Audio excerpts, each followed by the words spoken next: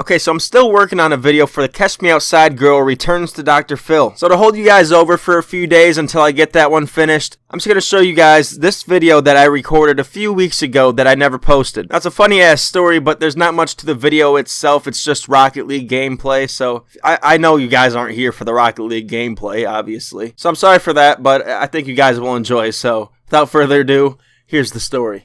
Okay, this is something that everybody needs to hear. Everybody can learn from this. You do not want to be this guy at a party. Everybody will fucking hate you. So I'm at a party a few months ago. It's lit as fuck. There's beer, booze, bitches, you name it, dude. The Migos were playing, so you know everybody's getting wild. There's like 3 or 4 beer pong tables set up. It's great. I'm on like a 5-game win streak or something, you know, as I normally do. No one can fucking stop me at this point. It's out of control. There's some dude running around with no pants on, yelling about how we're out of chip dip or some shit. I'm just trying to give you guys a visual, okay? Needless to say, this party's lit as fuck. And it's summertime, so everybody's home from college. Everybody is at this party. So I'm sinking cups on this beer pong table still. All of a sudden, on the corner of my eye, I see a dude walk in that I have not seen since high school, and he looks confused as fuck. Like, this had to be this dude's first party ever. I swear to God, this dude brought his fucking dog. Now, I don't know if you've ever been to a party, but they're not exactly pet friendly. But for some reason, this dude thought it'd be a good idea to bring his dog with him to a party. I don't know what he was thinking. But anyways, so Shaggy and Scooby come walking over to me. I don't know why I was the first person he had to come talk to. It's not like we were ever best friends or something. We did an art project in 9th grade for an hour, so I guess he thinks we're homies now. But anyways, he gets to asking me about what I've been up to and how things have been. So of course I gotta act friendly, and I'm like, "Oh, things are great, man. How have you been?" But inside I was like, "Bro, get the fuck out of here. I'm on a 5-game win streak on this beer pong table. I'm not about to let you kill my rhythm right now." But he goes on by telling me a 5-minute long story about some bullshit. I kind of just kept nodding without actually hearing what he was saying. But anyways, about 5 chapters into his life story that he was fucking spitting at me, I cut him off and I was like, "Bro, you gotta give me like 5 minutes to wrap this game up. I'll meet you outside and we could talk about all this after I'm done here." So he skedaddles his way outside. I finished up the beer pong game. I think I sank like 7 cups in a row. I can't remember. No big deal. So I go and meet him outside, and he's all upset because his dog, that he shouldn't have brought in the first place, pissed in his hands while he was carrying him around the party. So I'm like, well, that's fucking weird, but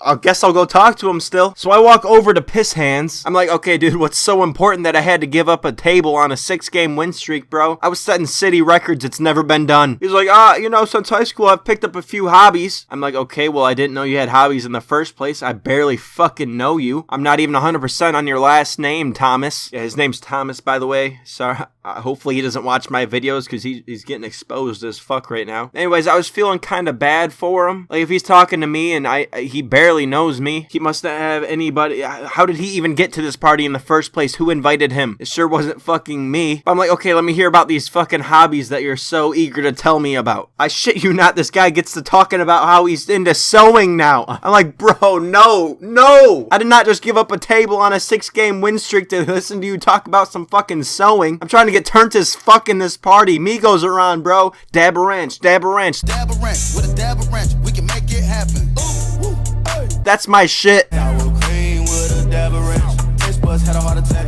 Emergency. Called an ambulance. I done ran out of snacks. That song wasn't even out back then, but that's not even the point. He's like, yeah, bro, just fucking sewed a 10-footer the other day. I'm like, what the fuck is a 10-footer? I said it more nicely than that, but this guy goes, a 10-footer, a 10-footer blanket? A 10-foot, that's what we call them. I'm like, that's who calls them, bro. Nobody calls blankets by their size. Like, oh, dude, I just picked up a new fucking 12-footer for my mattress last week. It's pretty dope. No one fucking says that. So I've been sewing a lot of 6-footers, 5-footers, so I put a 2 months into this 10-footer that I sewed. I'm like, oh, no way, dude. What are you doing with it? Jerking his dick off, basically. He goes, I'm not really sure what to do with it. I was gonna sell it, but I put so much time into it, I think I want to give it to someone special. And right off the bat, I'm thinking it better not be me, you creepy fuck. And he goes, I don't know. I'm thinking about giving it to my aunt. She's been going through a lot. She's battling cancer right now. And I'm like, oh shit.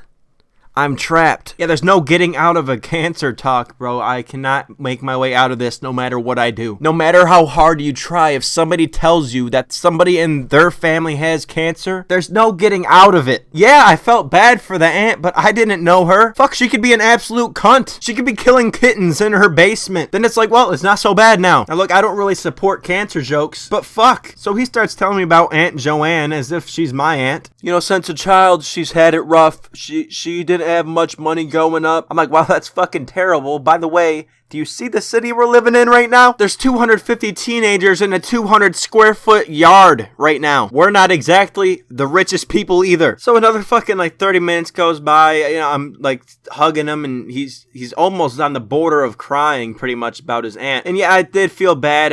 I got to know her pretty well. After 30 minutes of somebody's life story, you tend to feel for them. But after the whole Aunt Joanne shit, he gets to talking about college again and how he hates it. Like, well, join the fucking club, buddy. Think anyone enjoys going to class? And by the way, I'm like 90% sure this dude was in like 2 special ed classes in high school. I'm not even sure what the fuck he's doing in college. But after all this shit of him talking to me outside, I come to realize, dude, we've been here an hour and I'm trying to get turned as fuck. So I'm like, alright dude, I think I gotta go now, bro. I need to jump back on the table. Keep my streak alive. So he's like, alright man, I think I'm about to head out of here anyways. And he goes to shake my hand. And I flinched hard as fuck, bro, because I remember that dog pissing in it about an hour ago. So I just go to give him a fist bump, but this cringy fucker doesn't recognize the maneuver I was coming at him with. So with his hand still wide open, he grabs my fist with his piss-drenched ass hand. I really thought, man, I might have to fight this guy for what he just did. Can't let him get away with that. But then I remembered about the whole cancer thing, and I just couldn't do it, man. It threw me off. And speaking of being thrown off, I went back to the beer pong table after this whole shindig, and you know what happened?